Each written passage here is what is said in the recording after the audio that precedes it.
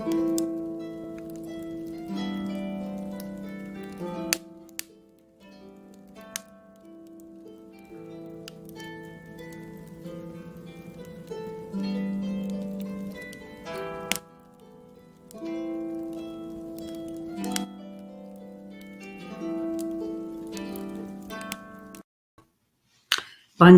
Vacorja. Hello, everybody. Eimear Burke here. Welcome to another Fireside Chat, where I am in conversation with a member of the Order of Bards, Ovids and Druids. And as I've been doing for the last few chats, I've started with a prayer for peace for all over the world. So, Gemara Shiakon ar fud na crinne, Gemara Shiakon in our Jaili, agus in our Jira. Gunari Linlan ar Garamaka, Gamid Buikas Jeev, Jeha Quivdaka, Spirit Quivdaka. May peace prevail on earth. May peace prevail in our homes and in our countries. May our missions be accomplished. We thank you, guardian spirits and guardian deities. As the fever of day calms towards twilight, may all that is strained in us come to ease. We pray for all who suffered violence today, and may an unexpected serenity surprise them. For all those who risk their lives each day for peace, may their hearts glimpse providence at the heart of history. That those who make riches from violence and war might hear in their dreams the cries of the lost. That we might see through our fear of each other a new vision to heal our fatal attraction to aggression. That those who enjoy the privilege of peace might not forget their tormented brothers and sisters. That the wolf might lie down with the lamb, that our swords be beaten into plowshares, and no hurt or harm be done anywhere along the Holy Mountain. That's thanks to John O'Donoghue, Irish poet and philosopher. So, let me see where you're all from this week. Hi, Bianca. You were my guest last week. Wonderful. Gunter from Switzerland. Erica from Turkey. Or Aaron from Turkey. And Sal from Ulster. And Linda from Australia. You're up early. It's just lovely to see you. And Lexi from Denver. And wait a second, where have we got people? Finland. Hi, Francis. And Stephanie from Utah. Carrie from Michigan. Lovely. And Zane from, greetings from the teaching place of Ella Young, Berkeley, California. Lovely. Hi, Alan from Killaloe, and lovely to see you. And Chile, London. It's actually bright and sunny here in Ireland. Well, it was today, and really cold with a sharp cold wind, but at least we had sunlight. And Ava from Belgium. It's lovely. Texas, Crouch End, New Hampshire. Arden Murcutt, hi, John. Lovely to see you again. And Weston-super-Mare. Cold and snowy London. Oh, my goodness. And Poland, Emirates, I don't know what the weather is like there. So, Belarus, okay. Cornwall, Ohio, Sleepy Slough, Stratford-on-Avon, Belgrade, Norway. Oh, from Norway, but presently in Belgrade. Washington, West Yorkshire, Wales, High River, Alberta. Hi, Jane, Lincolnshire, Alberta, Canada. Wonderful. You're all very, very welcome to another chat. This is our 73rd. I got the number wrong last week. I said it was 75 when in fact it was 72. Anyway, so let me introduce you to my guest this evening, and it's Stuart Jeffrey. Stuart, you're so welcome to this Fireside Chat. Thank you. It's great to be here. And just listening to that list of places, wow. It's fascinating, isn't it? We get them from all continents. You know, it's just lovely that people. I'm always impressed with the people in the Southern Hemisphere who get up extra early to. I know it's in New Zealand it's an hour later the next day, but for the Australians getting up extra early, I'm very, very impressed that they do that, because I'm a night owl, not a morning person. So I was very, very appreciative for people who make the effort to tune in. So, and somebody says. Stormy Richmond, tornado warning just expiring. Oh my goodness! I hope you didn't have too much damage there. Wow. So plenty from the US. Stephanie says we're everywhere. That's right. Luckily, no snow, and cold and sunny in Poland, but no snow. That's wonderful. So, where are you, Stuart, and where do you hail from? So I'm in Kent, in England, about 30 miles from London. And yeah, we've had snow today. on and off, and it is freezing out there, absolutely freezing. I was in a t-shirt beginning of the week and wrapped up very warm today. Yeah, it's a bit of a shock. I was, in Galway at the weekend and sitting out all the time, really enjoying this wonderful weather. Now, Galway is notorious for its rain. And then, oh my God, the shock of you going from 18 degrees down to whatever it was, 6 today. It's quite a change. So yes, there are lots of people having snow or cold, if not snow. So what's your landscape like in Kent? So I've sort of grown up around. We've got the North Downs, which runs sort of across the top of Kent and into Surrey, and I've kind of grown up either side of that, and they are my hills, and I can see them from where from the top of the bedroom window, sort of thing. And the bit I can see is just sort of lush woodland, farmland beforehand, and then woodland beyond. So it's kind of a very nice, almost rural looking, but it feels. But I'm I live in the centre of a large town, and it's quite urban either side of it, if you see what I mean. But the trees up there, it's sort of mature oak. And some birch and things. It's very, very nice place to walk. I've been to Canterbury. That's in Kent, isn't it? Yes. Yeah. And I remember walking in the country and just seeing all the rape and the flower, the mustard in just the yellow expanse. This is in the summer, absolutely beautiful. Do you have interesting sacred sites in near where you are? So I didn't hear that. Sorry, do you have any ancient sacred sites near you? Yeah, so I live right on the banks of the River Medway, and we have what's called the Midway Megaliths. So there's, I think, 4 or 5 sets of stones. They're in various sort of states of array, I mean, we do so there are sort of rituals at 2 of them. There's one called Kit's Coty House, which has got the dolmen. It's got what is it called?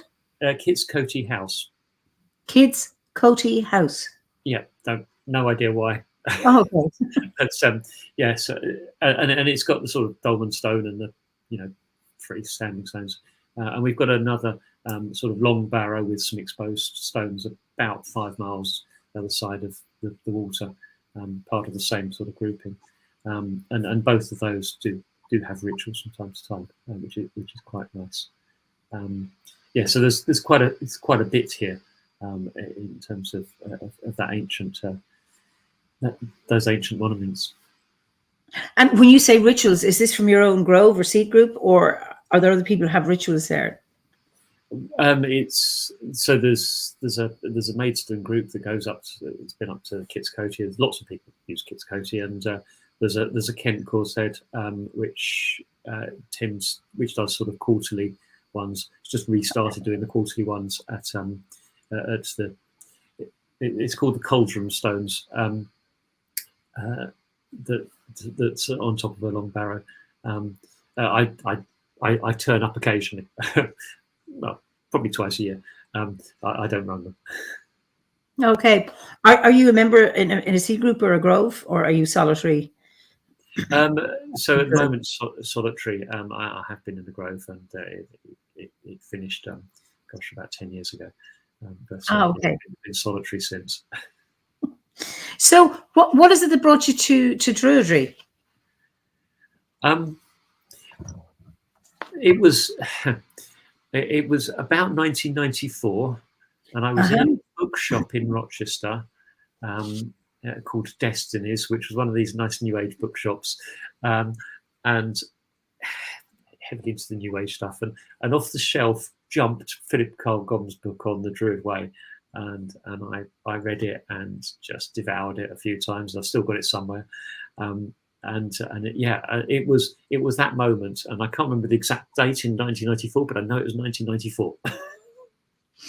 Well, I had a similar experience. I was in a bookshop in 2003. It was July, and I just picked up my friend from from the airport, Shaban Kalulu, who's a healer, Tanzania, and this book jumped out, and it was Cassandra Eason's book, The Modern Day Druidess. And she mentioned OBOD at the back of the book, and she said she was solitary. I thought, great, I don't like groups. And I did. And it's just interesting, that book, just like you say, it's interesting how books arrive, pop out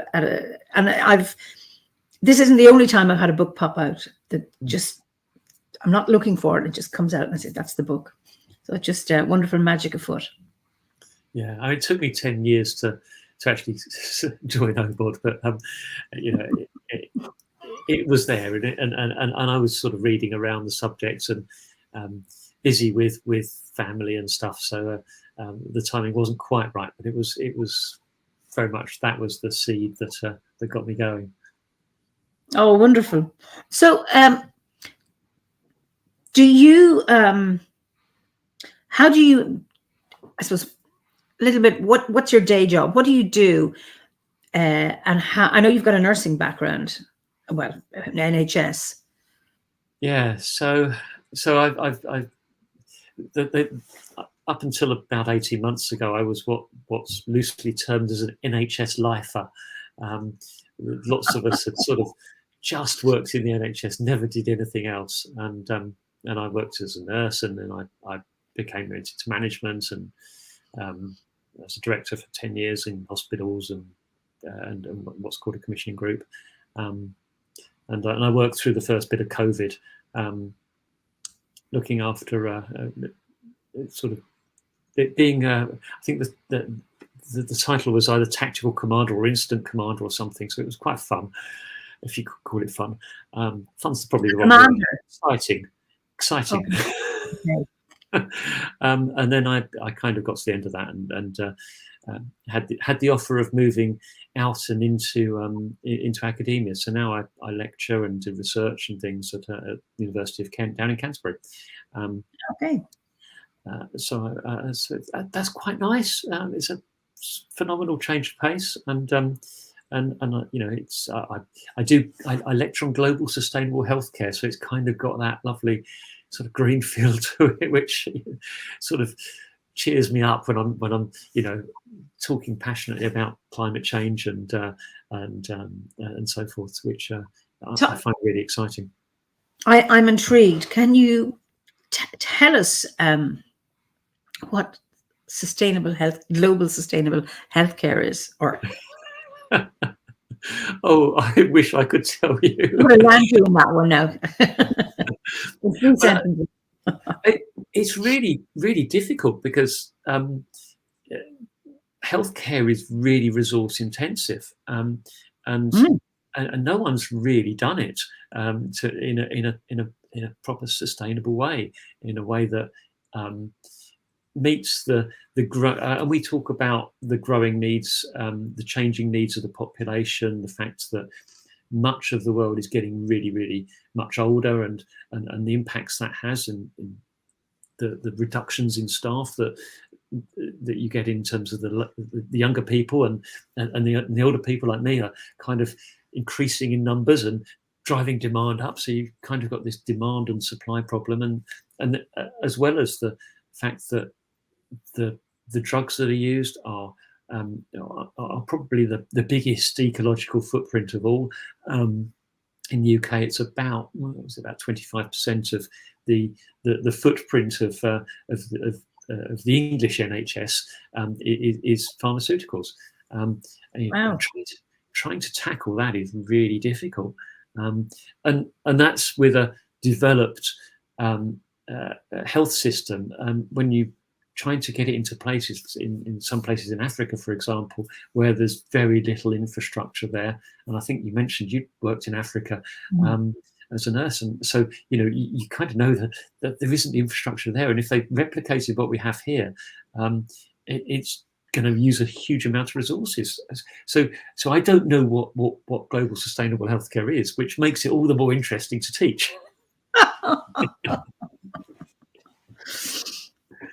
One thing that struck me, interesting that it's a 25% footprint in terms of just pharmaceuticals. One of the things I've noticed the difference from when I was nursing, which was in the late 70s, early 80s, where things were autoclaved and reused, like dressing sets, for example. And now everything is disposable. Everything, just use it once, it goes into a bin, and invariably it's plastic. And how hospitals get around that? I know they obviously have incinerators, but when I worked in Kenya, I was doing primary healthcare, and we reused our needles and our syringes. Now, we autoclaved them, and we kept using the needles because there were just no resources. We just used what we had until the needles were blunt. But they were clean. We weren't spreading infection, but they were autoclaved. And how then coming back here and, everything is disposable and single use, except obviously, instruments in theatre, they tend to still do that. I assume they still use metal forceps instead of plastic disposable ones for surgery. But it's such a pity that there's so much waste, I suppose. Yeah, yes, absolutely. And I suspect, as you were talking, I was thinking, yes, I can remember. It's probably about 7 years since I last worked in a hospital, but certainly 7 years ago, things were being autoclaved and the theatre sets were coming forward. But yes, most other stuff is, as you say, very disposable and creates a significant amount of waste. And certainly the hospital I worked at, that waste would go off then to be not so much incinerated, but baked into. I think they baked it into things, into like hardcore for use in buildings and things. Okay. So it kind of wasn't sort of burnt and just sent up into the atmosphere. And some of the autoclaves were quite interesting. They were starting to move away from just the 110 degrees of steam or whatever it was into low temperature sterilization with some specific ionized water or something. I seem to recall, which was much better for the environment, I think. Because it didn't require so much energy, I think. And I really don't know if it's better or worse, but my gut feeling is it was slightly better. It's interesting because I wasn't aware when you're talking about transmuting this waste into some kind of hardcore that can be put into buildings. 2 weeks ago, my guest was Mark Buxton Kelly, and we were talking about what you can do with plastic, and he said it's about rebuilding stuff with plastic because it's going to be there forever. And he was showing us old t-shirts that are made of polyester that don't break down, so he's cut them into threads or into strips, and he's crocheting them to make baskets that are living and long lasting. So it's around using stuff that doesn't biodegrade into something permanent. And I suppose using that stuff, or whatever it is, they're recreating that into some kind of aggregate or hardcore for buildings. I can't think of another way of dealing with it, which is better in the longer term. I mean, it's not brilliant in its own right, but it's better than just burning it or dumping it. Clearly. Well, certainly, yes, and yeah, absolutely, fascinating. So if you're talking about, I've caught you now on this one because sustainable healthcare. What are the questions people are asking, and is there, what pathways are they heading down, or what are they curious about? So one of the wonderful things about my courses, it's the people on it are from, it's international. So I kind of get all of these stories from India, from Africa, from the US, so I kind of learn quite a lot about other places' healthcare. It really does vary. So people will talk about things like infections and COVID and pandemics. So we have a session on pandemics, which is always quite popular given what's going on. I can imagine. And we talk a bit about energy and workforce and so forth, and the problems that each country faces are different. Some places have got a real problem, for example, around fraud and corruption, and others have got just a huge amount of energy and waste and things like there's a phrase called the commercial determinants of health.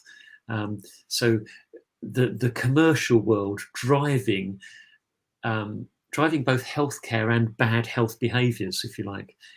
Yes, and you can think of the McDonald's ads of old, for example, and smoking ads. I mean, they're the commercial determinants, but you've also got the pharmaceuticals really pushing their wares in a way that is sometimes not as helpful as you'd like it to be. Shall I put it as very kind?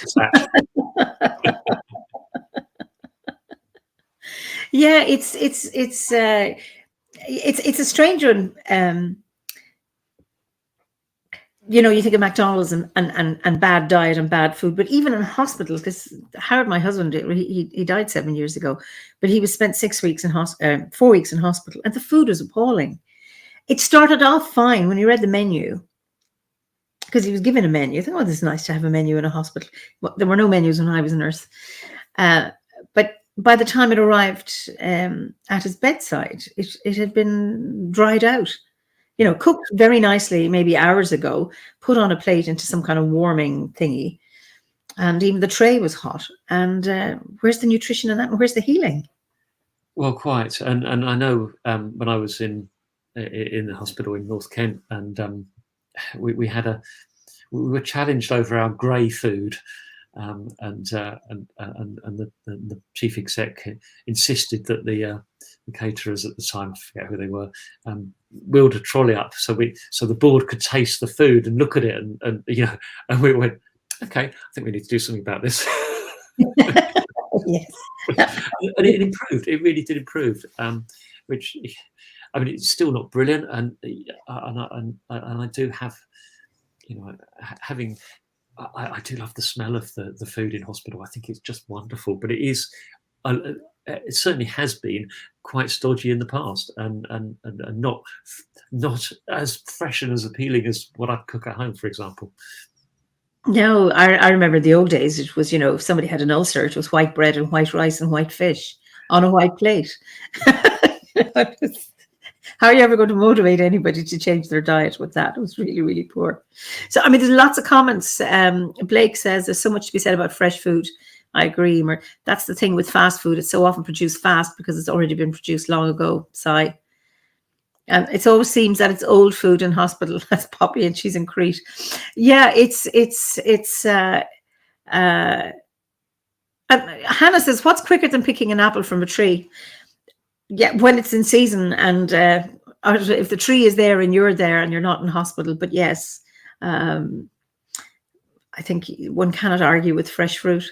But it's the fastness and, commercially driven. There's profits and also so-called expediency. But if people had good food in hospitals, they might heal quicker. But likewise, if they had a good diet at home, or if there was more emphasis on good food, Absolutely. But we are products of the society, and there is this huge commercial drive within society for corporations to make money, and they have no other drive than to make money. Well, you have your work cut out for you, Stuart. You're going to inspire all these students of yours, and see where you go from there. I mean, the conversations need to be had. Absolutely. Yeah. Zane said the cafeteria in a hospital in San Francisco served mostly hamburgers and fried food.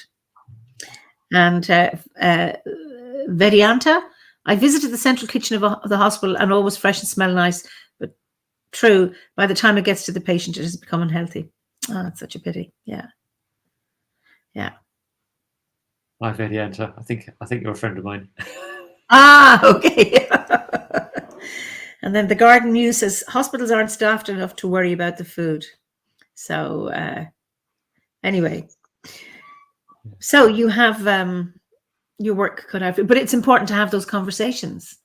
Absolutely, and I don't have the answers, but it's the conversations that are important, and it's really nice because it's part of a master's in healthcare management. So I'm kind of talking to the future leaders of healthcare, and No pressure there.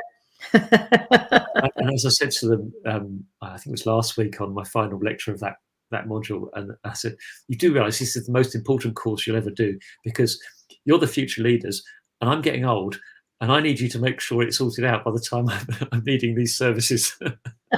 Well, absolutely.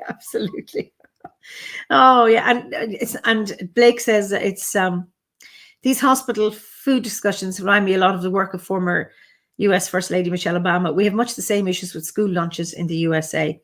And I imagine it's in many places, school lunches. It's not just hospitals, in terms of food. Yeah. So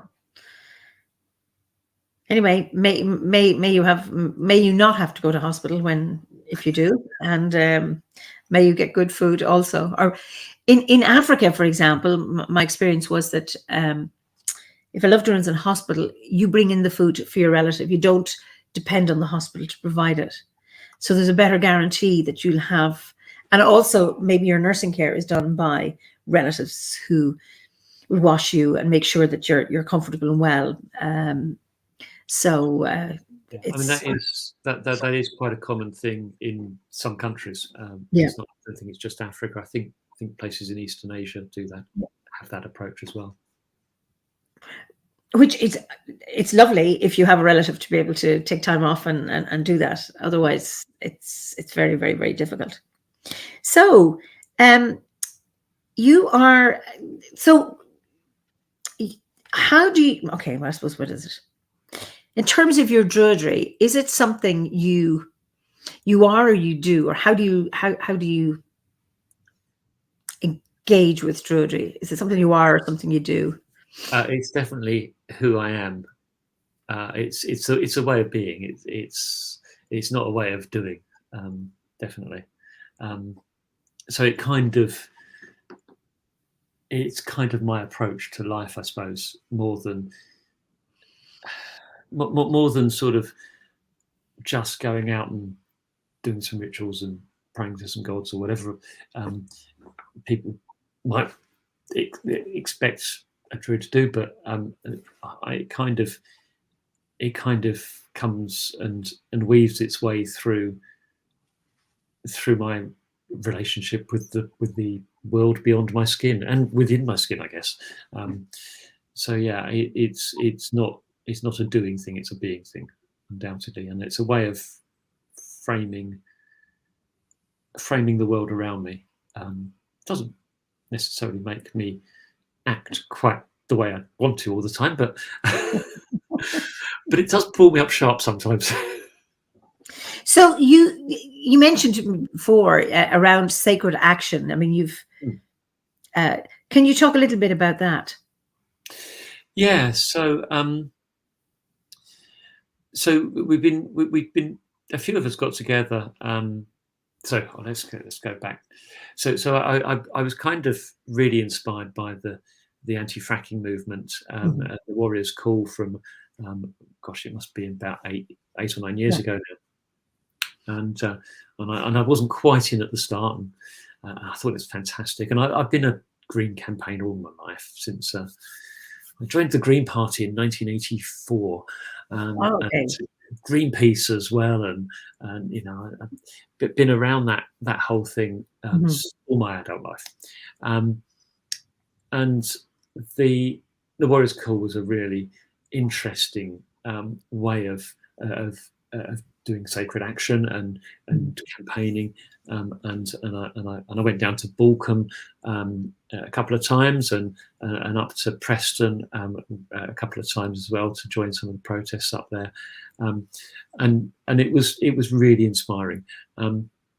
and there's a group called Sacred Earth Activism who kind of are wider in their remit around. It's not just druids; there are druids in there. It's kind of much more interfaith, I suppose, or interspiritual, or whatever the phrase is. I'm not sure. And I've been working. I've been sort of talking with a few people over the last few years, and we kind of. I kind of had this idea of an Order of the Oak. There's an Order of the U within the Druid network, which I'm quite active in, and it's the Order of the U is very much an inner focus. It's contemplative and so forth. And I kind of thought, well, there's another side to this, isn't there? And it's an oak tree, and it's leadership, and it's going out there and doing stuff. And I thought, so I touted the idea around for a bit, and got a few of us together, and we've been doing a few bits. So we kind of managed to kick things off just before COP26 in Glasgow. And we did the usual Facebook group, and we've got 400 people or so on that. And we've got a Discord channel, and where there's about 20 of us who are kind of active and doing the doing. And for COP, we thought because we're Order of the Oak, we thought we'd plant some acorns. So we planted some acorns and did a ritual around it, and the idea was it's a seed of leadership. And so we kind of built this this idea of the oak tree as a leadership model, but a personal leadership model, as well as calling for others to take leadership, but specifically around climate and ecological emergency and related things such as inequalities and so forth. So sort of fairly rounded approach to the troubles that the world is working within. So we've done a few bits and pieces, a very small number of bits and pieces at the moment, because we are very, very new. And the idea is we're going to try and do a bit of a sacred action probably every the quarters, just to sort of put something out there on both in a physical dimension and as well as a spiritual dimension, to try and just nudge things in the right direction. And we'll do some reactive stuff in the meantime. And I know some of the crew are turning up to XR protests, and there's protests they're involved with in Norway with pipelines and so forth. So lots of really good stuff that people are doing, either within the sort of badge of this Order of the Oak, or within their own right. And it's all good. It's all good. Whatever happens, as long as it's heading us in the right direction, it's wonderful. So yeah, we've been doing that for the last 6 months, which is really, really pleasurable and great to have such a good community around us. Oh, there's one question here, and I also want to get back to you. Several times you meant bits and pieces, and I'm curious about your bits and pieces. Anne says, can you please explain a bit more about the way of the Druid way of being in the world? Ooh. Well, there's a question, isn't it? I think it's way of being in the world. So I think it's kind of, so for me it stems from kind of this broad animistic concept that everything is energy and we are part of it, and therefore there is no separation. And on the basis that there is no separation, if I do something that might be considered external, I'm actually doing it to myself because I'm part of it. So it kind of,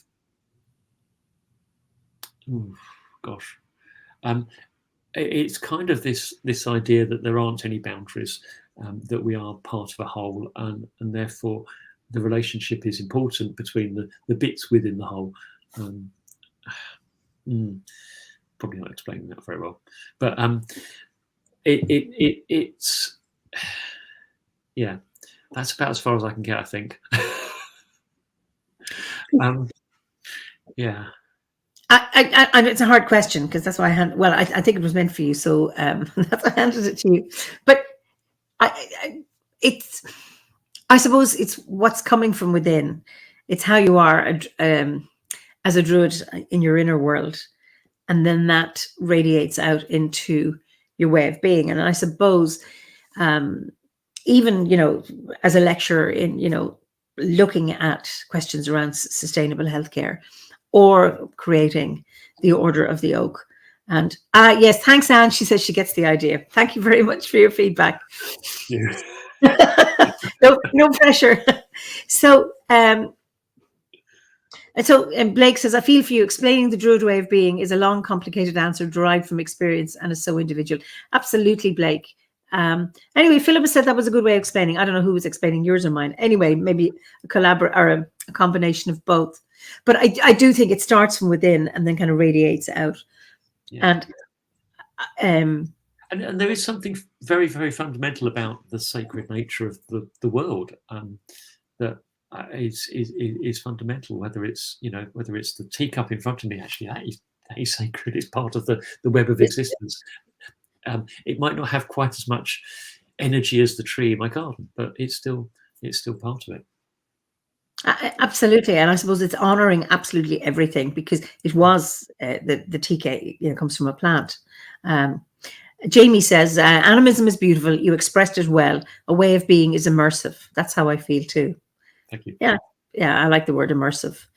But to get back, you mentioned you've done these bits and pieces. So just to get an idea, some examples of what you've done in addition to planting your acorns, because I think that's an absolutely wonderful, that potential going into the ground. So we did a joint letter to Alok Sharma. I think you may have even signed it. I did, yes.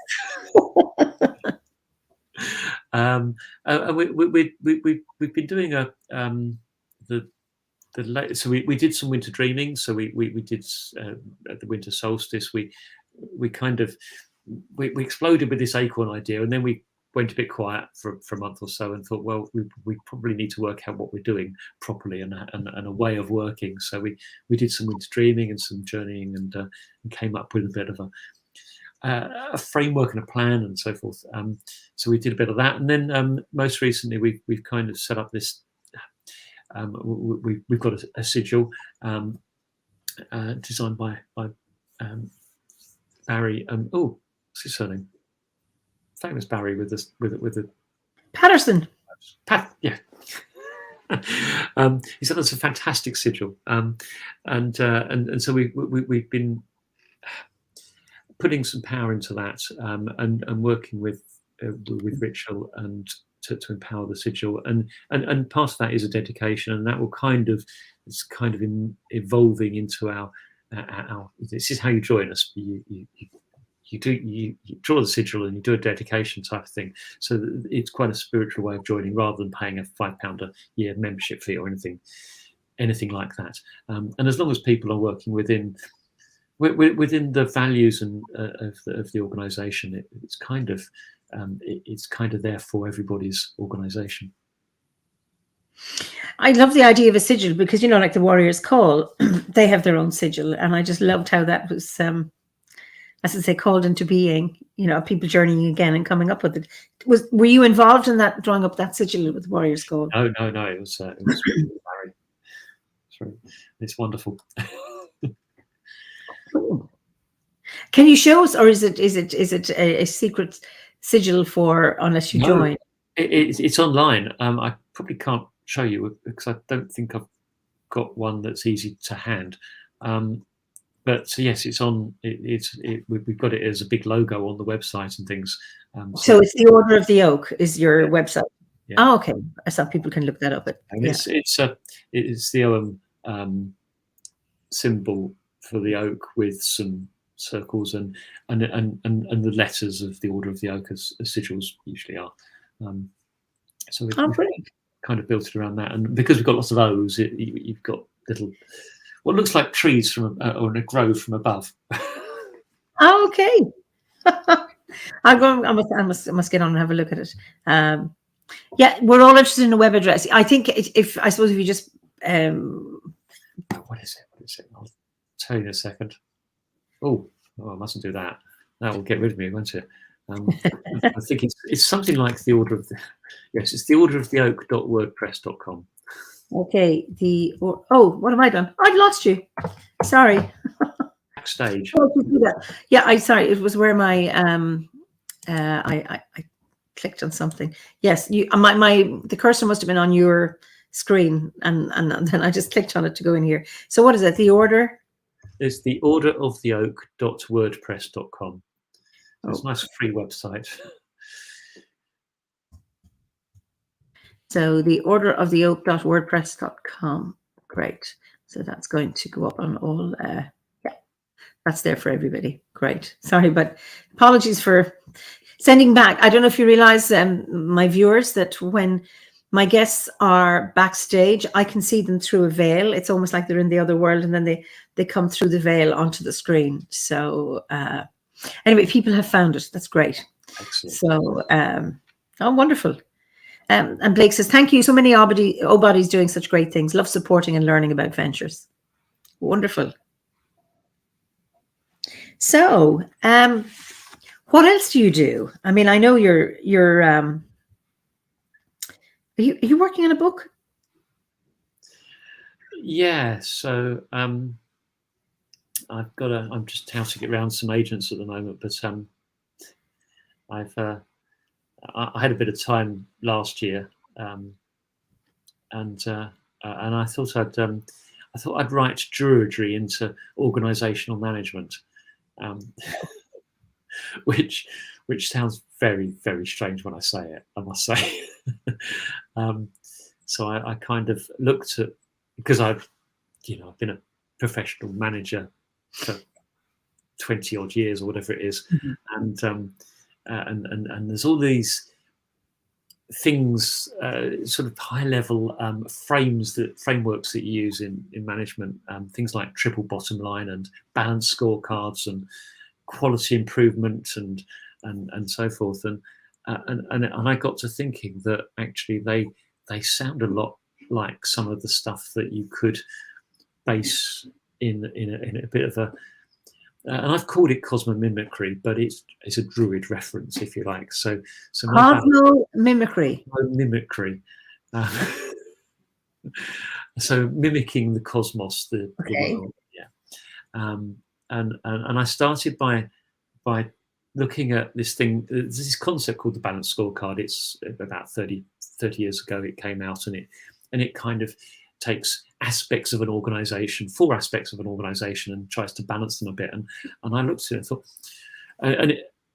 I drew it in a way that suddenly it dawned on me, I've got some 4 quarters here, and I've got earth, air, fire, and water, and I've kind of got north, east, south, and west, and this sort of bubbling thing went on in my head. I thought, I wonder if, just for purely recreational purposes, I'm going to rewrite this whole balanced scorecard in a way that draws upon the values and thinking around the elements and the directions. So I kind of drew this thing, and it seemed to work. And then I looked at these quality improvement cycles and business planning cycles and thought, yeah. And I was chatting with my sister of all people who was doing a similar thing with gardening as a metaphor. And I thought, well, actually, there's this kind of cyclic thing here of the wheel of the year and the seasons, and actually that you can kind of take this quality improvement cycle and match it to the as a framework to the season. So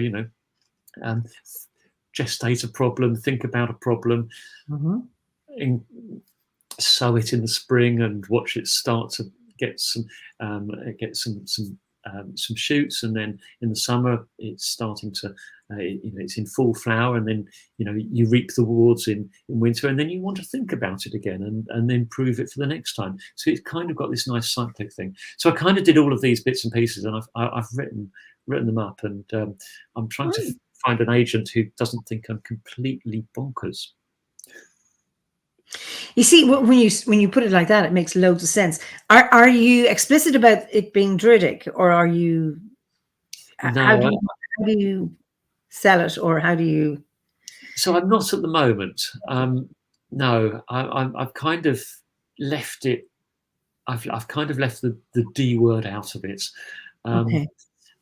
I'm more than comfortable if if it ever gets to being published to being named as a druid on in the bio bit.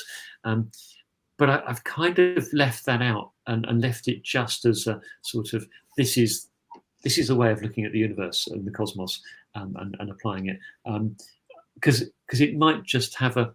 I mean, the idea is it's a book for managers to try and prompt their thinking in a slightly different way, get them thinking about the natural world and the impacts their organisation is having on it. So I've got this underlying theme of sustainability running through it as well. Good. Think about what you're doing, sort of thing. So I've aimed it very much at professional managers, executives, and so forth. So I've kind of not pushed the druid word, but I'm happy that I can be identified as one. But I wanted to get the widest audience, because it is just a nudging thing, and to get people to try and think differently. Well, it's Stephanie says, I work in quality improvement. I love Stuart's take on it much more than my jobs. There's that's lovely. And Colleen says, sounds great. And then Blake says, druids will read it and be wise to what you're doing. We're good like that. Except it's not for the converted. It's for those to be converted. What a great idea. So great feedback for this. Are you familiar? Do you know Pamela Meeking Stewart? She's a member from New Zealand. No. She's come a few times to the gatherings.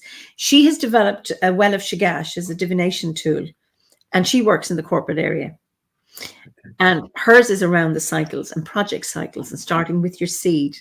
Okay. And that notion of, and this is, forgive me, Pamela, if I'm not getting this right, but that often a seed is sown, but not in proper soil. And then people jump straight to the outcome and to the harvest. And it's like, no. You come way, way back looking at the soil, what's going to support this, what's going to hinder this. And you move on into the various, it's just germinated. Now what happens next, and so on and so forth, before you get to whatever the great outcome is. And so she's kind of one for corporates that's less druidic-y. And it's the same wheel. So she has it on like a divination cloth, and you have your 10 hazelnuts, and you drop them and see where they land. And it's quite fascinating.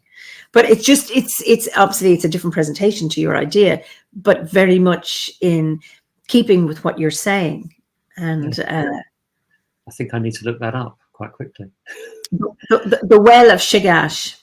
So I took her there many years ago was this, maybe 4 years ago, to the Well of Chigash, and it's open 1 day a year. It's in Carbery, County Kildare, the Newbury estate, and so it's the source of the River Boyne, and that's where the 9 hazel, well, they're not there now, but the 9 hazel trees were there.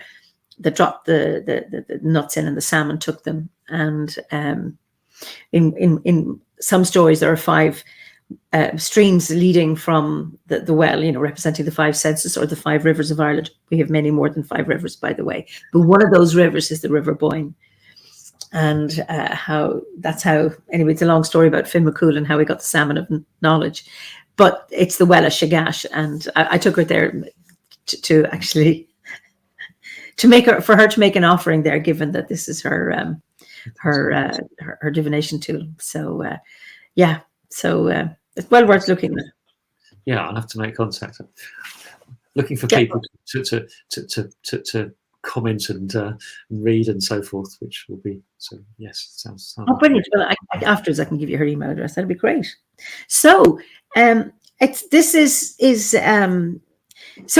you're talking a lot about Druidry is supporting in many, many ways your professional life, and how you're integrating it in a very creative way into your professional life. And you seem to have so many professional strings, which is great. How has it supported you personally?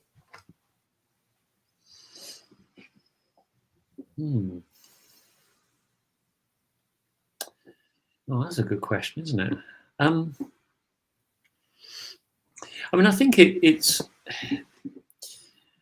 I mean, the stuff I've done over the course of my life, it can get very depressing. And if you have the wrong, I suppose, the wrong outlook on stuff, and I know you and I were talking about nursing, I think before before we started, and that idea of being with people as they're dying is not for everybody, I think. But having a sense of having the frameworks within Druidry, having the understanding that everything is energy, that everything contains spirit and energy and so forth, and therefore death is kind of just change, and it's really helpful. So it's kind of helped me with some of the more the tougher stuff I've done, I suppose. And that's one example in terms of looking after people who are dying, where some of the environmental campaigning does right to this day get very, very painful. And I look at was it last week when both the North and South Pole had ridiculously high levels of heat. I think they were 40 degrees centigrade higher than normal. I read that and I thought, how can that be? Yeah, it's just awful. So I think having that kind of purpose, and the Druidry helps with that. So it's because it's all sacred, because it's all real and it's evolving.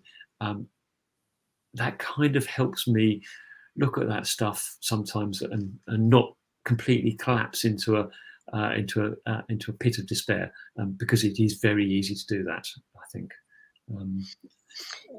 So I have been able to carry on, but it's still really painful and it hurts, but it just has helped me carry on. Yeah, I think that's really good, that because if you fall into a pit of despair, then you're helpless, powerless, and apathetic. And then it's like, well, nothing we can do. We just continue as we are.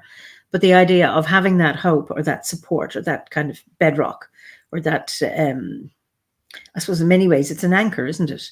To that we can hold on to and still look for change or different ways of being, or remembering our connection and how part of everything we are, rather than being so fragmented and so distanced from it.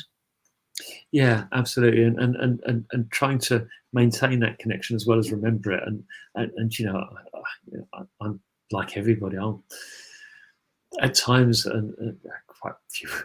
I think it was probably a few days ago. I kind of started to really struggle with all of the stuff that's going on, and I know at the back of my mind, the thing I've got to do is sit down in the morning and meditate and go out into the garden and touch the tree that I particularly like and say hello to it. And it kind of drags me back. And it might take a couple of days, but it does drag me back into a better place. Absolutely. And I think that remembering those anchors and those places in nature that and breathing in the essence of a tree, it's like, oh yeah, I'm back now on track. Blake says, an animistic point of view, I feel, really helps us find our way through managing when dealing with climate change. At least it factors in for me. Yeah, I mean, and I find that to be the case myself.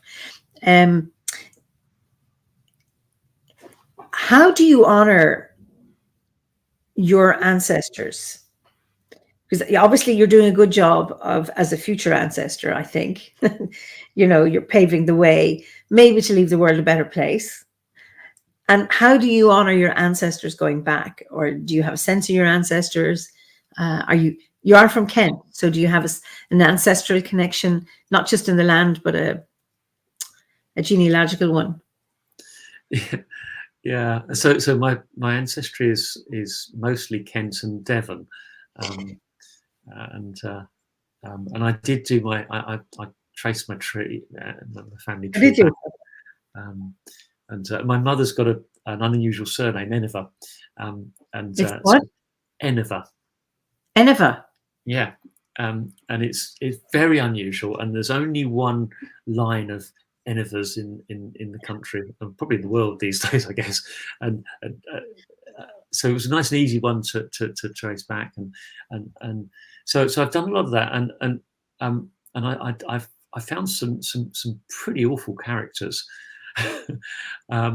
So I mentioned I've got a line in Kent, and there's a gang of smugglers called the Hawkhurst Gang, who Oh, lovely. Early 18th century basically ruled the south of England with through terror, and two of them are relatives of mine, which is. I do struggle on how exactly do I honour. I mean, they were hanged in, is it Newgate or something? Yeah, Newgate. And I found the Old Bailey court records and stuff. Ooh. They were nasty people. How do I honour them? It's one of the things that's I've always really struggled with, and the only way I can begin to, I mean, those two I described weren't actually direct. I mean, they were effectively uncles of, so they weren't quite my direct ancestors, but it is something that I certainly had struggled hardest when I was doing the OBOD course, because you kind of know what's happened. And the only way I can kind of reconcile it is that it happened partly for a reason, but whatever that reason was, it's brought me here.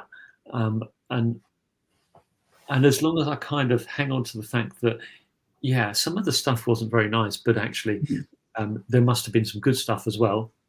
We're all a mixture of stuff, and ultimately there's, however far you go back, there's always those ancestors right back to the primordial soup. If there were records of births, deaths, and marriages when that primordial soup was around, you could trace it all the way back there. So there's something quite magical about the evolution that's happened, and the fact that the last I've got back about 500 years, which is wow. Great. Well, purely because I've got this unusual surname in the family, so I've managed to get back to 14 something. But that last 500 years, yes, there's a lot of things that one knows happened, and I can see the interactions of my family within some of those. But actually, that's just kind of the way it's evolved, and those people are products of the society they were living in. Mm-hmm. And therefore, they are part of me, and they're part of the world, so they are part of the whole.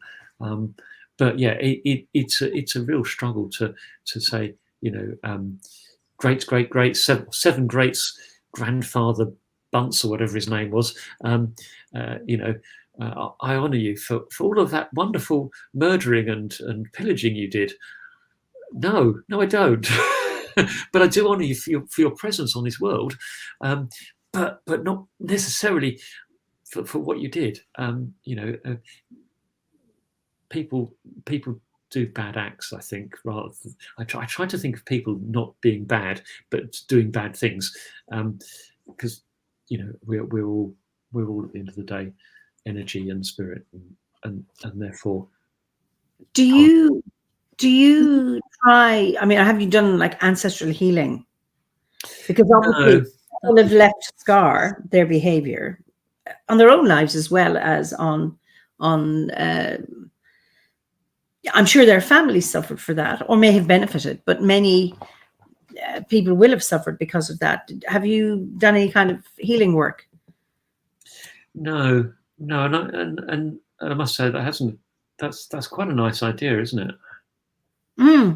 Because I know I was in Germany with the order last October doing a workshop on ancestors, and it came up, many the participants there, that they have ancestors who haven't done good things, and you may carry guilt and shame and a lot of pain because of the actions of your ancestors.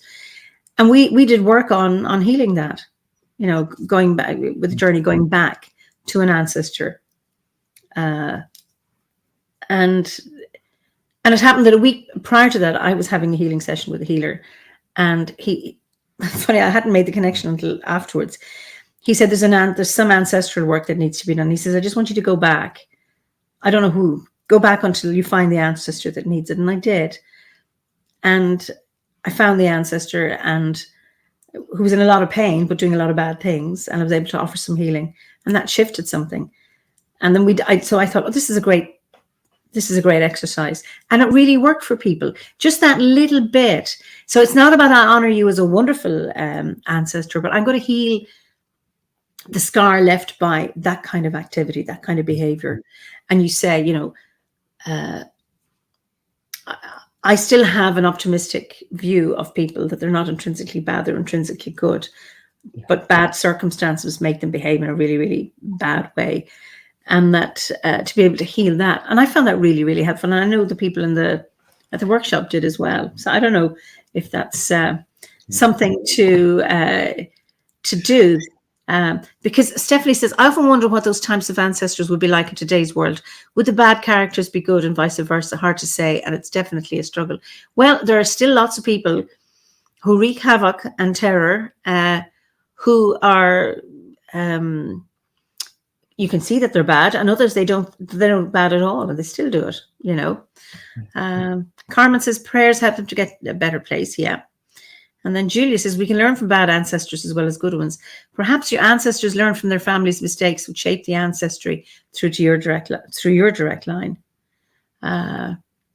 Always lessons to be found. Great.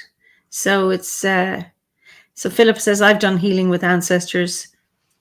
Blake says, I find some ancestors are open to healing, while surprisingly others still aren't. However, we can do healing ourselves, of course, by making some type of peace with the situation and of the relation. Absolutely. And then Jamie says, unconditional love does not equal like or infer that you condone their actions, and that's okay. We're human beings, and there is always more to people than things they're remembered for. Yeah. That's great words, aren't they? Yeah. Yeah. And it's that obviously, when you think of how you are in the world, that you haven't been struck, with the sin of the fathers coming right down, that you're, with your caring for the earth and all of that, that you haven't carried on that. Well, I hope not. You never know, do you? But yeah, I mean, I hope not. It's no, there's some lovely thoughts there, and it's a really interesting idea that I'll have to explore, because yeah, I think this idea that people are intrinsically good but do bad things is kind of how I've reconciled it, and whether that's my ancestors or people in today's life, that's kind of how I try to think of people. They are shaped by their circumstances, and that circumstances is wide and varied, and I will never know the complete story. So no. And even to offer healing, you don't need to know the complete story, that you're sending the energy backwards. But Poppy says, they say that we've all lived lives of being both evil and good. Forgiveness is for us all, and that's really interesting. And the cycle of life gives back to the giver what he gives. And even if we don't understand it, usually there is repentance, and we say, why me? That's interesting. And then ultimately, this is from John King, ultimately the primary thing is to allow ourselves to heal no matter what has gone before. Now, Angie, 1995, I'm familiar with the work of Malidoma Somé. I've used his teaching for a long time. Says something, that Malidoma Somé is a healer from Burkina Faso who lives in the US now. He says something unique about how the primary slave traders came to African continent initially looking for healing. I think in an abstract way, this could be relevant to this theme. That's interesting. I don't remember him writing that, so I missed it. The primary slave traders came to Africa initially looking for healing. And then what, became slave traders? I'm not too sure. That's interesting. And Stephanie says, I'm going to research ancestral healing now. Thank you for discussing this topic. This will be beneficial for everyone, as none of us know all of our ancestor stories. That is so true. So, I mean, Stephanie, when I did that, that journey back, I didn't know who the person was. I didn't need it, and it wasn't important. It was just to be able to see the person and acknowledge them, recognize them, and offer the healing. And Poppy says, healing for whom? Well, actually, we were both healed by that. The fact that I was able to do it for that ancestor had an impact on me. So it's for all of us, I think. I suspect we all need it, don't we? Absolutely. I'm sure there's nobody alive that hasn't got an ancestor who hasn't done something bad. Oh, absolutely. So, what would you say has been your biggest achievement? I think staying alive this long without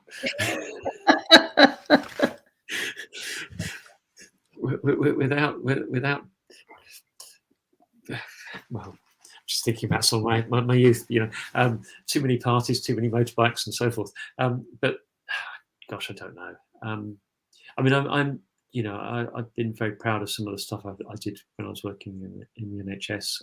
Great. Yeah. I'm very, very pleased with some stuff I did there and some changes I made. Really, really chuffed with that. What kind of changes did you make? Putting new services in, sort of innovative stuff that no one else has thought of. Wonderful. So primary care stuff, urgent care stuff, that kind of thing. Ideas that sort of popped into my head, and I managed to persuade boards to put into place. So yeah, I've done some really, really stuff there that I'm really proud of. I suppose things like getting through the OBOD course was was a real achievement. I really it took. I know it's people joke about the time it takes to get through it. It took me 12 years. Oh yeah, absolutely. It was just amazing the number of times I'd get halfway through a grade and just give up. Pick it up 6 months, a year later, and think, I want to do this. Oh, me likewise. It took me 7 years to get through the Bardic grade. So yeah, it takes the time it takes to do it, because it's not just the destination, but it's the whole journey along the way, and the stops and the frustrations, and the magical moments. Yeah, it all takes time, It's good. It and was the ovate grade that took me forever. Okay. That was the struggle. Druid grade probably about 2 years, and the Bardic grade, however many left, I can't remember. It was about 3. But yeah, it was the ovate grade I really struggled over. Yeah, and I sailed through that one because I was doing all that stuff while I should have been doing the bardic grade. Anyway, it's really fascinating, but it's like everybody's journey is so different. It's just anyway. Well, congratulations and well done on getting through it and surviving it. So, you mentioned motorbikes, and I don't know what is the most reckless thing you've done. I can't possibly tell you. I mean, this could be recorded. Okay. Sorry, the most. I think just riding the things is pretty reckless. Looking back on I mean, I rode them till I was in my late 20s, I suppose, and I think I stopped riding them when my daughter was born. That's one of the things I'm really proud of is my daughter. But I rode them from my teens to my late 20s, and how I, just the fact I survived it is because I got knocked off a couple of times, and it really hurts. Oh, I can well imagine. Did you enjoy it? I mean, do you miss it now?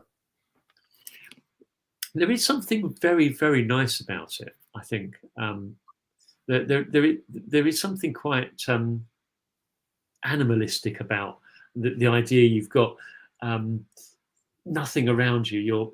I mean, I've never really ridden a horse, for example, but I can imagine the idea of moving fast on something of power with the wind around you. I mean, I used to do a lot of sailing and in little dinghies, and the idea, of harnessing the world around you and moving quickly with very little protection right. is really well.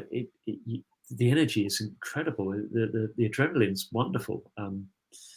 I certainly wouldn't do it now because the roads are very, very busy and I know I don't bounce so well. Well, I rode a pony or a horse. That was a Connemara. A few weeks ago for the first time in 31 years. I'd ridden when I was younger. And I've been wanting to get back on a horse for many years. It didn't happen, and I did. And I had remembered it, and I was high as a kite. Now, I cantered, I didn't gallop. But my back was so sore for about 2 weeks afterwards. But I've got back now, so I'm ready to get up again. I just love it. I wouldn't go for a motorbike because I'm so short that I just wouldn't be able to hold a bike and I wouldn't be able to sit on a bike and have my foot on the ground and at the same time keep it up. So and when I hear bikers coming around me when I'm in the car, it just terrifies me. And I just say, may your mission be accomplished and may you be safe. Because I never know where this is coming, because it sounds like an insect coming and I'm never able to know where it's coming from. So just bless all bikers and may they be safe. But on the horse, it's lovely. Again, it's also dangerous. I mean, you can fall off and all of that. And likewise, you can capsize in a boat, or you can get the boom hitting you or something. All of these things have an element of risk. Yes. But that feeling of in the air running, you're going with the elements or the speed of the power of the horse beneath you or the bike or the sails, just it's magic. Absolutely. And I must have forgotten, but it's probably sailing that kind of, again, I was doing that in my teens, in the mid-teens onwards, and that kind of really, I remember that feeling of harnessing an element and moving this thing as fast as it would go through the water. It was just somehow magical, and I know that really did sort of help frame the probably the journey into Druidry, I'm sure, because that it was so elemental. It was just wonderful. Oh yeah, and it's funny with sailing, you're working with two elements. It's just and it's almost like you're far from the earth, because that's down there someplace. That to trust the water and the air. It's just. I don't know. The earth is what the boom is made of, and it does hit you. Okay. Knock some sense into you. Brilliant.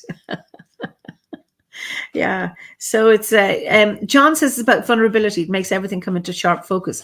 I'm wondering, are you talking about, I suppose, being on a bike, being on a horse, you're very powerful, but you're not. There's also that the risk. You are vulnerable when you take a risk, but it's exciting. It's exciting, and if we don't risk, we don't move forward.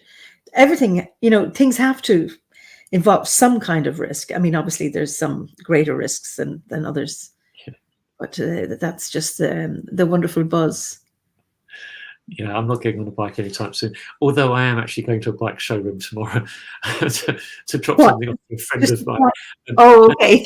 And if he does happen to offer me a quick test ride on a Harley, yeah, I might do that. You can go slowly.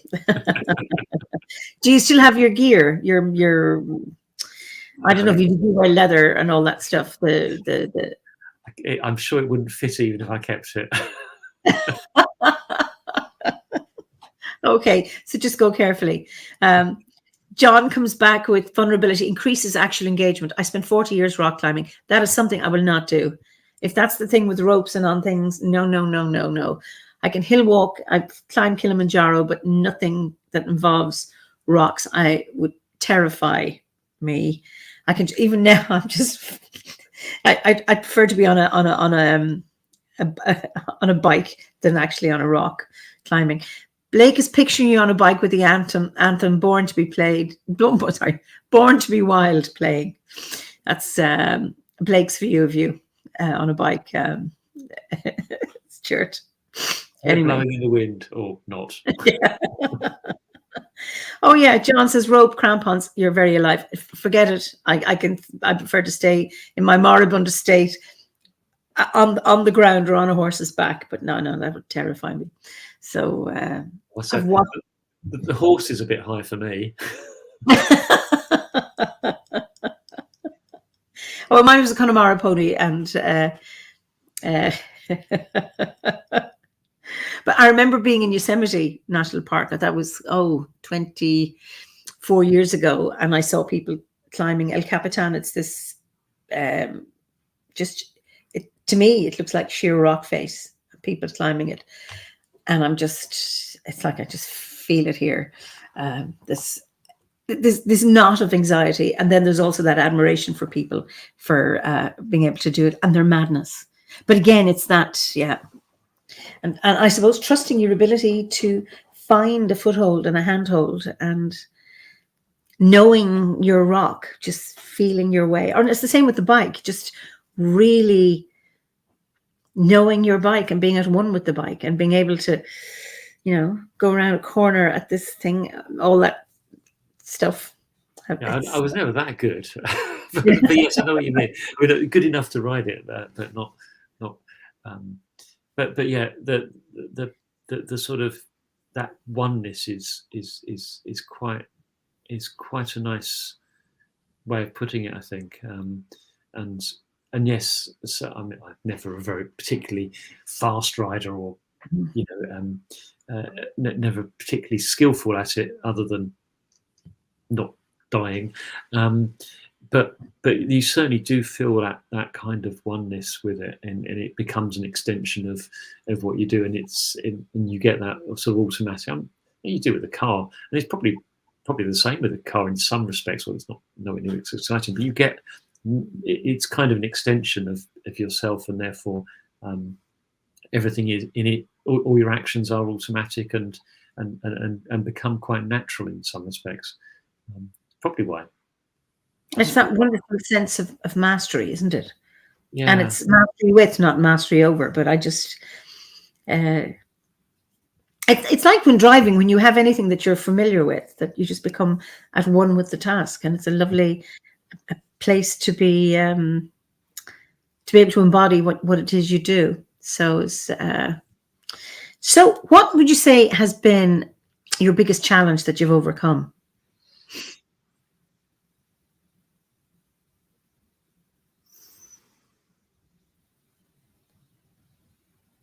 I think probably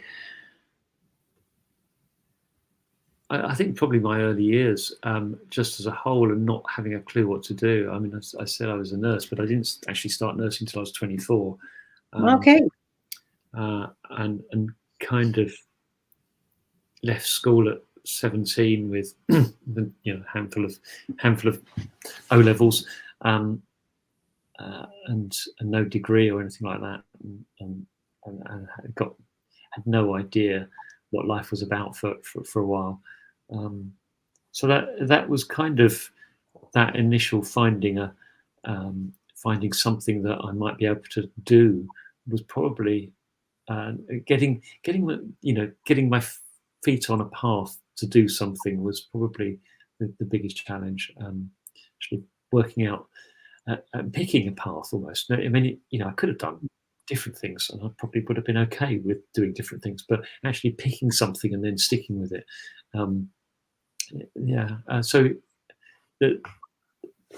beyond that, it's been kind of straightforward in many respects. But yeah, just working out which path I wanted to be on was at an early age was probably the hardest. Well, it was very hard for me. I wanted to do medicine, and I didn't work hard enough. And then I did science, and then I drifted into nursing, and then I went to Africa to save the world, and then went into psychology. And that's when I kind of now I've found I was 25 when I went to university the second time, and it's that I think it's some people know from the time they're 5. I always wanted to be a whatever, and others it's that windy path, or you do something for a certain length of time, and that's the right thing to do, and then you find yourself going down another path, which is the right path, and then maybe deviating to another one, which is also the right one.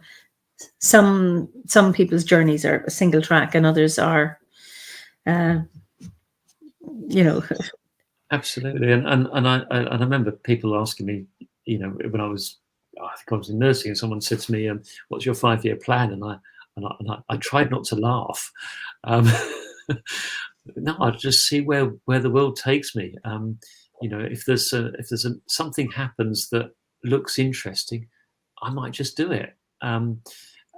As long as I can pay the bills and have a roof over my head of some description, let's go with it. It'll be fun.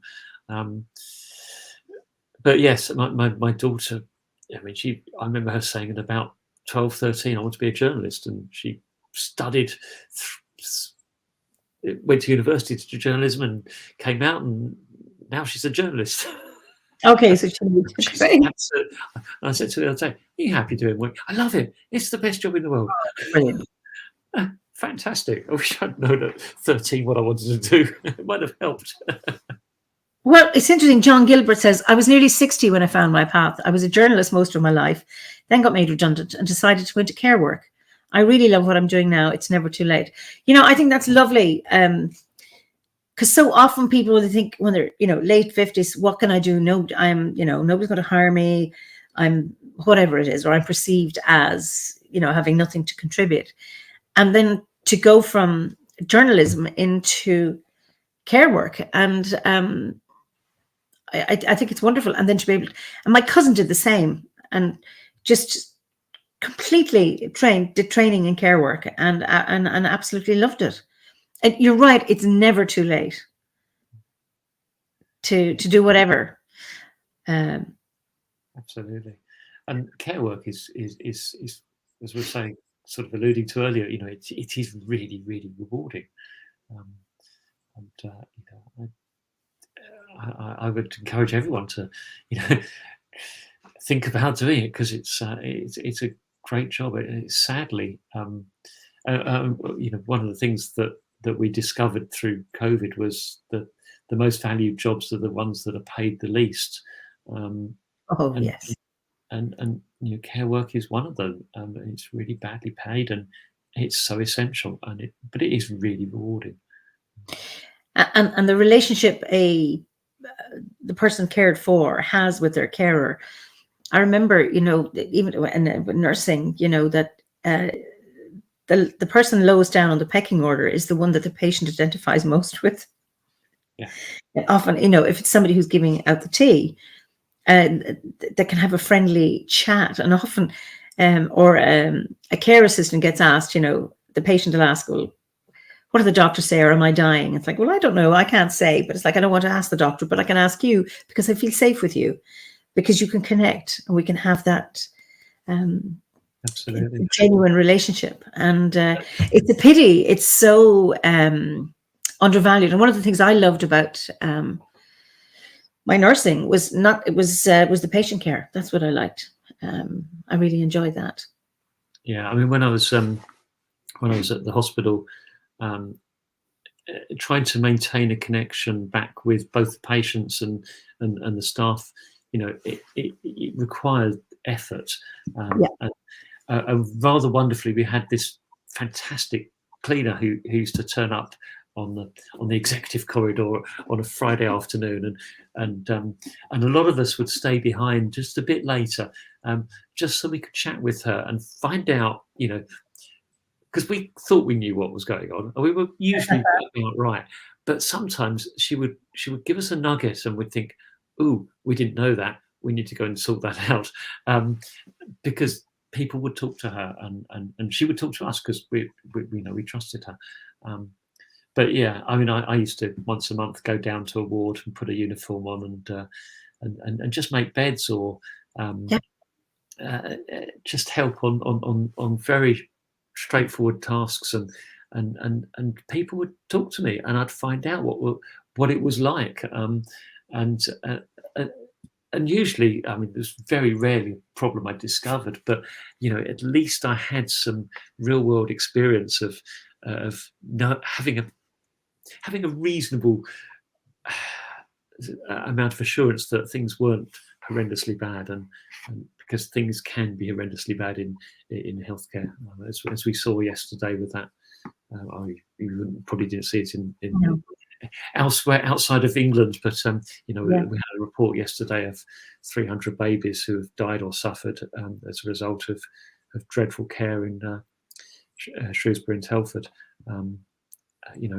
These are just appalling things that happen, and when you're working in that environment, you kind of just got to have your eyes open, your ears open. Everything you're doing has to be to try to spot that kind of thing happening. I was just, I think, just very fortunate that nothing. I didn't miss anything on my watch, but it would have been easy to. I really would. It's interesting how you donned the uniform and then went on to the wards and making beds or talking to this woman on a Friday evening, because I think for many people who do know what's happening, if there isn't a relationship with higher up in management, they don't have the relationship or the safety or the confidence to go and say, this is what's happening. If they're so distant, I mean, who'll believe me if I'm telling you about something? And you're right, it's about being able to engage at all levels. I think and it's easy to say, and it's actually easy to do, and I think it does happen more than we know, but it's variable. And for me, with as a nurse, it's still, I think I've probably even still registered when I was still doing that. It was easier than perhaps some of my other colleagues who may have felt a little bit slightly more out of place, because I walk onto a ward and I know what's happening. Because I've run them. They're kind of they're my history. Because you've had a practitioner experience where other colleagues might not have had. Is that it? Absolutely. Yeah. So wow. feel very natural on there. I don't feel out of place. I know if people are running in that particular direction, I'm not going to bother them. But if they're wandering back towards me, I can have a chat with them, sort of thing. You kind of got this feel for what's going on. That's right. Blake says, our society desperately needs to reframe how it views jobs. Indeed, there are no menial jobs. Grocery workers are even important. Yeah. Janitors, there are noble jobs, important roles, equally important jobs that seem shinier, more professional, so to speak, in societal terms. Well, who removes the rubbish? If it's not done, what happens? Absolutely. There's Philip says there needs to be some humility. I think a lot of humility at the top, not just some. That all jobs are important, because if the whole system is to work, then whatever is contributing, it's just a pity that some jobs are given more value than others, and higher income and higher status. Because if you haven't got those, what are the so-called ordinary jobs, the system breaks down. Yeah, absolutely. What can possibly be more important than growing food?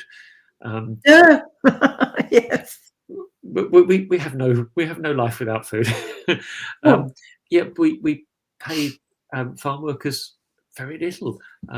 The hours are long and hard, and it's tough work. But that probably is the most important job. I can't think of anything. Yes, healthcare is important, but it's not as important as being able to eat. Yeah, and minding babies, I think that's another one.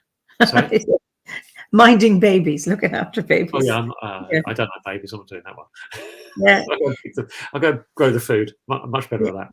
Okay, and the pandemic showed us which jobs were most important. Indeed, they did. I mean, who was out? I remember, loving the first lockdown. I didn't like the rest, but I loved the first one because it was sunny weather and I live in a lovely place. And who was delivering? And I didn't go to a shop. Somebody did my shopping for me. My stepdaughter did, and I took advantage of that, and it was just bliss. But there were people always working in the shops, delivering, delivery people, farmers, everything. Farmers and bees, both necessary food and undervalued. Absolutely, the poor bees just get so manipulated by how they're used as slaves to pollinate some things, and then how they're just poisoned by weed killer and all sorts of other stuff.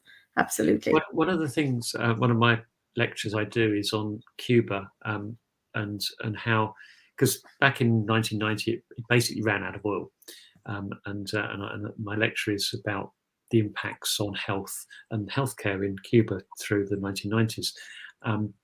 And one of the things that happened over there was that they put an enormous amount of effort and work into food production, and the wages and conditions of farm workers improved drastically, and it became a really attractive profession to work in, and it helped get them through, and they were forced into reshaping their kind of social structures based on need over that longer period. Maybe if lockdown had happened for much longer, we might have done the same. Who knows? Yeah, and it's interesting that those changes happened as a result of an oil crisis, and I think maybe we're heading that way soon. That we will have to reframe how we see work and jobs and what people do. Yeah, absolutely.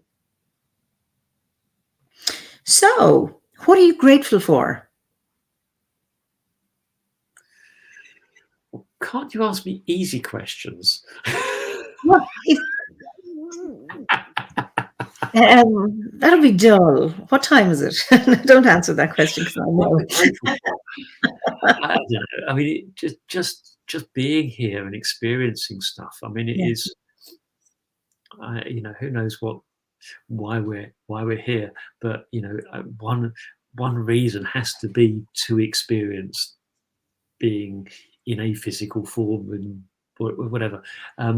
So yeah, it's just the I think grateful for being here, on having my feet on the soil, and being able to breathe in that fresh air, and and sail on that water. That's the. I don't think there's anything else. That to me is the sort of wonder, isn't it, of existence, being able to experience it.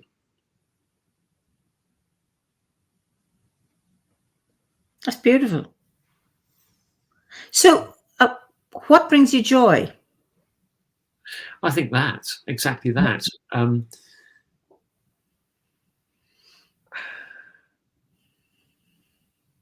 I mean,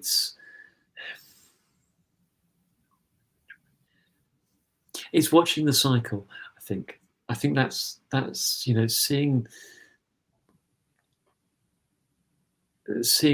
the birth and actually seeing the death as well. And we've mentioned death a few times, but actually, being with, and I have seen, I've got one particular memory. I'm not going to share it, but I've got one very, very stark memory of a person dying in my mind that I doubt will ever leave me. I hope it will never leave me. It was just the most beautiful moment that I've ever experienced, and I mean, it might have been 4 o'clock in the morning, but it was just amazingly beautiful, and that really brought me joy and tears and everything. But the birth, it's the birth, the cycle, the evolution, the revolution of life as it meanders on. I think that brings me fantastic joy, and the creation that it sparks, and the idea of bringing things together, bringing two ideas, and having a third new thing as a result of it. I think that's just wonderfully joyful. Oh, lovely. Do you have any regrets? That's an easy question now. Nah. Didn't drink enough when I was a teenager. Are you okay? It's too late now, yeah. Should have partied more. Well, okay, you can still party, maybe moderated. Is there anything you change about your life now? Yeah. No, not at all. No, it's good, and the tough bits are good, and the good bits are good, and the bits in between are good. So yeah, I mean, whatever happens, it's good, and the painful stuff and the horrible stuff, it's still good. It's still nice, and it's still experience, and the challenges, even the tougher challenges, they're just challenges, and I might fail and whatever. I'll try again another time. I kind of got to the point in my life where it doesn't worry me too much. So yeah. Okay. Now, I know you're an activist, and what would you say? Oh, there's a question here before I get on to that one. This is from Anne. What do you think is after death? Oh gosh, I wish I knew. I'm looking forward to finding out. Okay, what do you hope? Sorry?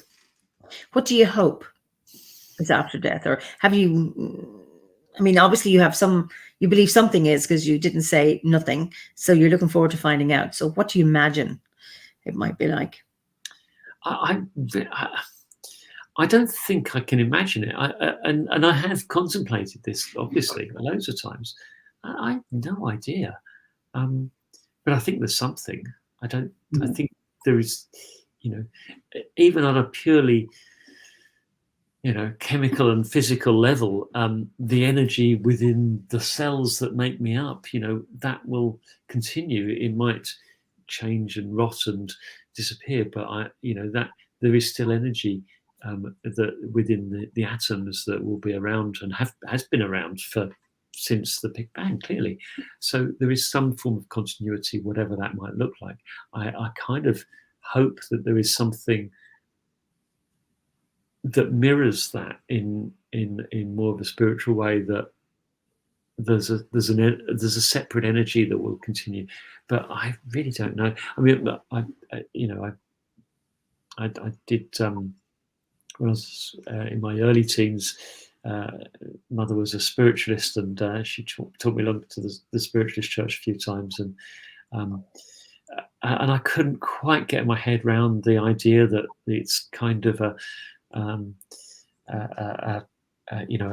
the personality continues in exactly the same way, and but I some of the stuff that I saw there was quite convincing, and it might well, I'm not going to rule it out, and it would be nice if it happens that way, but it'll be. I almost don't want to know, because it'll be more of an adventure, because it's the Right. one. It's the one certainty, isn't it? Obviously, that we're going to die, and therefore it's going to be an adventure for all of us. Absolutely. So I'm looking forward to it. Not just yet. Give me a bit more time, but yeah, when it happens, yeah, I'm up for it. Brilliant. Blake says, I think even those of us who do work shamanically in the after-death realms, we have some concept or idea, but my feeling is that it's likely the tip of the iceberg. Perhaps the afterlife is on a need-to-know basis. Blake, absolutely. I did my death work years ago, and I had a journey, and it was wonderful. I was with a group of people, and we each came back and shared what we experienced, and everyone's was different. And but what it did for me was it took the fear out of dying, and it brought home how important it is to live your life now and to review it regularly, which we do as Druids. But one thing I learned from it was that judgment. I was brought up a Roman Catholic, so we're taught about the last day. Well, the good people go to heaven and the bad people go to hell, and then others go to purgatory or whatever it is. And on the last day, only the good people will rise. But there is judgment. And that my experience was that it's our judgment of ourselves. That was the most frightening thing, is how we judge ourselves. And that we need to, if we have lived the best possible life we can live, then we are more free of judgment when we do pass over. That we've had time to make amends or do a life review and see what we could change or whatever. And that's really, really important. So that, and then of course, yes, there is the need to know basis. And then there seems to be an essence of us that remains. Now, Pat mentioned organ donation. And she's wondering why some pagans and Druids are squeamish. Anyway, but I know I've seen films where people have had received a transplant, and then they have a sense. I don't know how true this is, or if this is just fantasy, or if this is actually how people who've had a transplanted organ within have felt, can feel something of the other person. I don't know. I mean, it would make absolute sense for that to happen. So it kind of feels real, doesn't it? Yeah. I love the comment. I don't know, I've forgotten the person's name because I can't see the screen. The idea of we've got an idea about a vague notion of what the afterlife or the other life or other world's about, but there's a huge amount that we'll not know. It's on a need-to-know basis. Yes. Yeah. Yes. Yeah, that's kind of feels about right. And he says, what strikes me about accounts of shamanic journeys and death work and realms are not just the differences, but that even so, there are a number of striking similarities too. Both are interesting. Absolutely. And I suppose the fact that there was a group of us doing it and went to a place, and had a different picture, but it's the fact that we were able to go there and come back with some kind of, I suppose, a personal teaching and something maybe to share with others. So, yeah. So, and then Stephanie says, that's back to honoring our ancestors and why they were the way they were in their own time. Who says who was good or bad in their lifetimes when our lives are over? What is good to some is bad to others. I like to think something happens after we die, but I think it's too different for us here in the conscious world to understand. I think so. It's yeah, and just you can imagine the ancestors in 3 or 4 generations' time looking back and thinking that they flew away on holiday and that ruined our environment. What were they thinking? It's quite natural at the moment, isn't it? The actions we're taking now feel quite reasonable, but viewed with a future lens looking backwards, they're gonna think we're quite, well, they could think we're quite evil, couldn't they, potentially?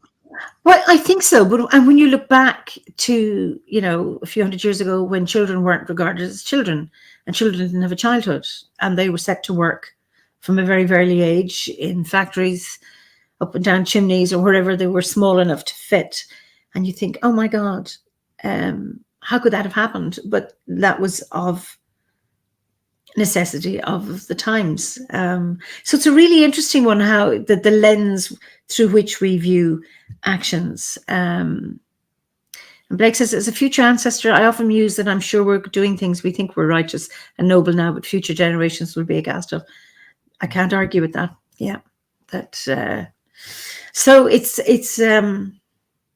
I don't know, our census, our national census, it's being filled in on Sunday, and there is a page where you can handwrite a message to leave for that will be read in 100 years' time. Wow! Oh, how wonderful! So, I mean, just that's really making me think. Give me an idea now what I might write in it, just like that. I'm so sorry. I hope that it's possible to read this, that you're still around to be able to read this. And if you are, then I'm sorry. Yeah. So that's a lovely idea, isn't it? Wow. I mean, I think I heard they're getting rid of the UK census, but why? Probably money. As someone who's done the family history, it's such a rich resource. I'd hate to see it go, but the idea of leaving a message for your ancestors, wow, isn't that great? Isn't it? It's quite creative for us. I can't understand why you would not, why you would get rid of the census. Because I mean, it's. I mean, when people go back and they're tracing ancestry or tracing, really important information, and they say, yes, your grandmother, great grandmother, wherever it is, was, or maybe your parents were living here. I think it's really, really important. And then Julie says, as a genealogist, I would have loved for that to have been a feature throughout. I assume you're talking about the note for the future. Yeah. So anyway, there's some reaction to not having a census as being a very, very strange thing. Cost. Can you afford not to? I mean, who knows? The actions of our current government beg a belief at the best of times. Well, I think we can all maybe comment on that it's almost, this is Ferdiad, it's almost like the country is being run on ideology rather than evidence. Anyway, let's hope it's I hope it doesn't happen. I mean, that they don't get rid of it. Yeah. So one concern, I mean, I know obviously you have as an activist, but one concern you have about the modern world. I think it's that we've lost as a society, and not us on this call, but as a society, we've kind of lost the connection with the reality, with both the reality of the world and with the needs and the underlying spirituality of the world. And it, it comes down to the to the McDonald's adverts and the little bracelets that people have that seem to have replaced that connection that I'm sure most of us on this call this evening experience. And they're just, I suppose they're just forms of drugs that have replaced what many of us experience. And I think that's probably the worry, isn't it? I've forgotten the word you used, but hopefully that's the answer. A concern about. So yes, yes, yeah, and how, you know, and trying to get that connection back in a way that's meaningful and fast enough, so that there is a chance that we can not completely screw up the planet. And so, what gives you hope that we might not screw up the planet? Yeah, quite. It's you know, the hope is that we can kind of wake up to the world, I suppose, and move away from some of these. And I use the word addictions, but you know, in its loosest sense, you know, whether it's flying away every other weekend to have a couple of nights in wherever it is, because you've got a holiday home out there, and it's nice, and it's probably very, very nice, and I'd love to do that occasionally, or whether it's I don't know, the McDonald's, or the or having whatever modern bit of life that kind of fills a void for people. I think the void needs to be filled in a different way. Mm-hmm. Well, my last question, 2 parts, and this is I always end this one. What is your favorite season, and what is your favorite ceremony to mark the Wheel of the Year? Winter, and the winter solstice, because it's my birthday. So why winter? What is it about winter, apart from it being your birthday? I mean, I love the snow. You know, yeah, and you get snow. Okay. We had snow today, and it was just beautiful, and it didn't settle, but it was beautiful, and I like the cold. Okay. And I like the darkness, and the fact I don't get woken by the heat and the lights, and so it's just the quietness of it all, I think. I mean, it's annoying in many respects, you know. You can't go out and do much, but it's just that quiet stillness of winter that I really love. Oh, brilliant. Well, Stuart, it's been an absolute joy talking to you, and I know from Blake says, good choice. I'm often chided for being a bit of a tundra druid myself. Fantastic. It's been an absolute joy talking to you, and thank you. So I just you can go backstage for a minute, and then, because I'll just say goodbye, and then we can read the comments together. So if you want to say goodbye to people. Thank you so much, everyone, for listening in. Blessings to you all. Thanks a million, Stuart. I don't want to wait a second. Where's my thing? Oops. So I'll see you in a minute. So listen, thank you all very much for joining us, and for your comments. And as always, you know, you contribute so much to these conversations that it's just so wonderful to have them, that you animate them and make it such a joy for me to chat to my guests. So I look forward to seeing you next week for another Fireside Chat. In the meantime, be well and be safe, enjoying your snow, your cold, your sunny weather, wherever you are in the world. So slán go fóill until we meet again.